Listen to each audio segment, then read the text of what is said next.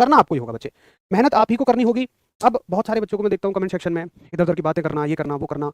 मैं मानता हूँ कि अकल सबको आ जानी है। इनको कुछ को आज आ गई है, जिनको अपने घर परिवार के हालात आज नज़र आते हैं, उनको अकल आज आ गई है।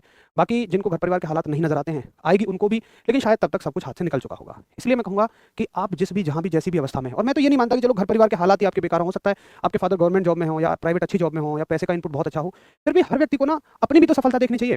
मैं तो ये मानता हूँ कि अगर हम मतलब क्या आपको कभी हैप्पीनेस फ़ील होगी कि अगर आप पिताजी के पैसों से गाड़ी खरीदें, आप हमेशा ही उनके ऊपर ही लदे रहें? मुझे नहीं लगता कि इनर हैप्पीनेस कभी नहीं आ पाएगी। हमेशा हैप्पीनेस आती है जब हम खुद से कुछ करते हैं। हम पिताजी को अपने पैसों से गाड़ी खरीदवाएँ। सोचो उस मोमेंट के बारे में अगर सोचो, उसको 1 सेकंड के लिए जी के तो देखो, कितना मज़ा आएगा। 1 सेकंड में इतना आनंद आया है, तो अगर उसको परमानेंट हम देखें, आप अपने पिताजी को कुछ खरीदवाएँ, चलो गाड़ी बड़ी चीज़ हो गई, छोटी चीज़ उठाओ, कपड़े ही खरीदवा लो।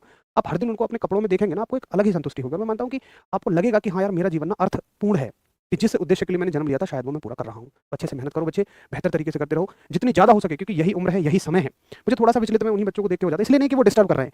अब तो इन बातों से बहुत ऊपर हूँ मैं, कि इन बातों से डिस्टर्ब हो जाऊँ। बस मुझे उन पे तरस आता है कि आज नादान है ये, इनको अपने समय की वैल्यू समझ में नहीं आ रही है। साल 2 साल बाद ये फिर देखना हमारे पास आएँगे कि भैया जी, बहुत सारे बच्चे ऐसे आते हैं कि उस समय पे मैंने पढ़ाई नहीं करी, मैंने ये नहीं करा, मैंने वो नहीं करा। फिर वो आते हैं कि अब मैं क्या करूँ? अब बताओ हम भी क्या बता दें उन्हें? जब उम्र निकल गई, जब सब कुछ निकल गया, फॉर्म तुम भर नहीं सकते, अब उनको क्या बताया जाए? आप बताओ? जब सारे रास्ते बंद हो जाते हैं, तो फिर कहीं न कहीं ज़िंदगी में ना कॉम्प्रोमाइज़ करना पड़ता है। कॉम्प्रोमाइज़ क्या करेंगे कि भई ठीक है, कहीं जाके आप इतने हज़ार की नौकरी कर लो, कहीं प्राइवेट नौकरी कर लो, वो कर लो, ये कर लो, कहीं अपना कोई छोटा-मोटा बिज़नेस खोल लो, ये खोल लो। लेकिन आप सच में जिस उद्देश्य को जीना चाहते हैं ना, अगर आप उसमें अपनी जैसे आप मान लो लेफ्टिनेंट बनना चाहते हैं, आप जान लगाओ उसके लिए, पूरी ताकत लगाओ, डेफ़िनिटली मिल जाएगा।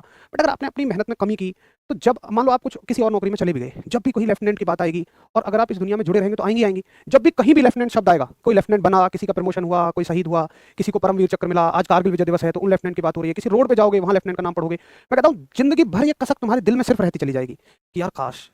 मैं भी कर लेता तो मेरे नाम के आगे भी जुड़ जाता। इसलिए पूरी ताकत लगा दो, जितनी ताकत है वो पूरी लगा दो अपने उस उद्देश्य को पूरा करने के लिए जो आप अपने मन में रखते हैं। तो ही आपकी ज़िंदगी बहुत अच्छी कटेगी आगे तक के लिए। चलो मिलेंगे मंडे को, तब तक के लिए आप सभी को नमस्कार, धन्यवाद, जय हिंद।